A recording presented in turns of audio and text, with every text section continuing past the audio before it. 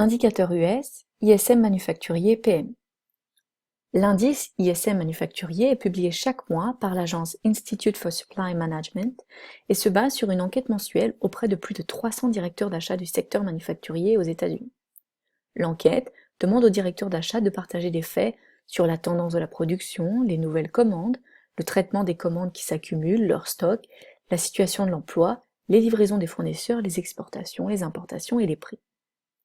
Les 5 composantes principales de l'indice sont les nouvelles commandes, le niveau des stocks, la production, les livraisons des fournisseurs et la situation de l'emploi.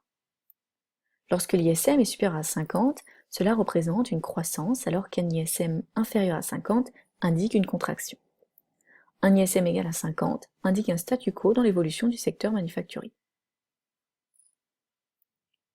Le pouls de l'économie permet de déterminer de quelle façon les différentes classes d'actifs vont performer.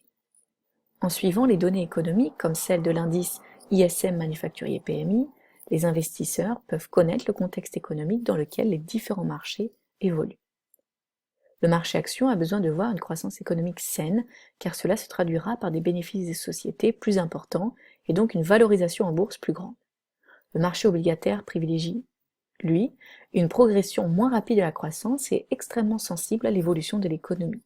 Car si l'économie se développe trop rapidement, cela peut provoquer des pressions inflationnistes.